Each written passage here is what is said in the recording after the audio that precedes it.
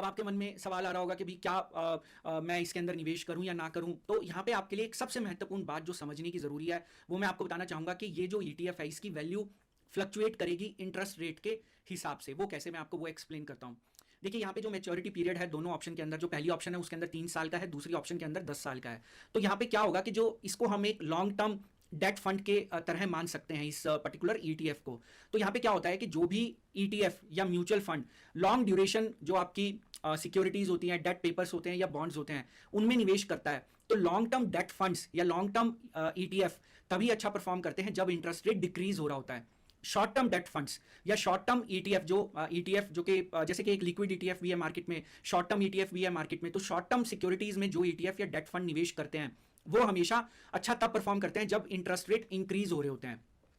हमने एक live streaming के अंदर इन दोनों के बारे में चर्चा की थी कि अगर आप FD से ज़्यादा रिटर्न जनरेट करना चाहते हैं तो वहाँ पे आपको देखना पड़ेगा कि आपका जो इंटरेस्ट रेट है वो इंक्रीज होने की संभावना है या डिक्रीज होने की संभावना है। अभी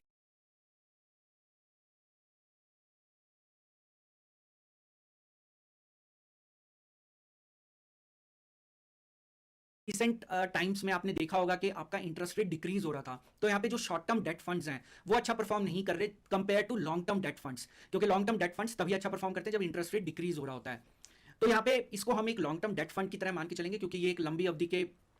सिक्योरिटीज या डेट पेपर्स या बॉन्ड्स के अंदर निवेश कर रहा है। तो अब आपको एक चीज समझनी होगी कि अगर मान लीजिए RBI रेपो रेट और कट करता है आने वाले समय में, इंटरेस्ट रेट डिक्रीज हो जाएंगे, इंटरेस्ट रेट डिक्रीज होंगे तो GSEC यील्ड जो गवर्नमेंट सिक्योरिटीज की यील्ड है वो भी कम हो जाएगी। अगर वो कम होगी तो बॉन्ड का प्राइस बढ़ जाएगा। एग्जाम्पल के तौर पे एक हाइपोथेटिकल एग्जाम्पल है, मान लीजिए RBI 25 बेसिस पॉइंट का रेपो रेट कट करता है, तो वहां पे आप देखेंगे कि यील्ड जो बॉन्ड का प्राइस है वो इंक्रीज हो जाएगा। लेकिन अगर मान लीजिए RBI यहाँ पे इंटरेस्ट रेट इंक्रीज करना शुरू कर देता है, रेपो रेट को इंक्रीज करना शुरू कर देता है, तो वहां पे आपकी GSEC यील्ड जो है वो इंक्रीज होनी शुरू हो जाएगी। अगर वो इंक्रीज होगी तो बॉन्ड के रेट गिरने शुरू हो जाएंगे। आपने देखा होगा कि जब इंटरेस्ट रेट साइकिल चेंज होती है, अगर मान लीजिए इंटरेस्ट रेट कम आ रहे हैं, कम हो रहे हैं, तो कई शॉर्ट टर्म जो डेट फंड्स हैं उनके रिटर्न आपने, कई कुछ चुनिंदा डेट फंड्स के रिटर्न आपने नेगेटिव, अगर मान लीजिए इंटरेस्ट रेट साइकिल के हिसाब से आप निवेश नहीं करते तो वहां पे आपको कम रिटर्न्स भी मिल सकते हैं। तो आपको यहाँ पे ये देखना है कि आपका जो आने वाले समय में आपका एनालिसिस क्या कहता है। क्या RBI आने वाले समय में रेट कट और कर सकता है या नहीं करेगा या बढ़ाना शुरू करेगा,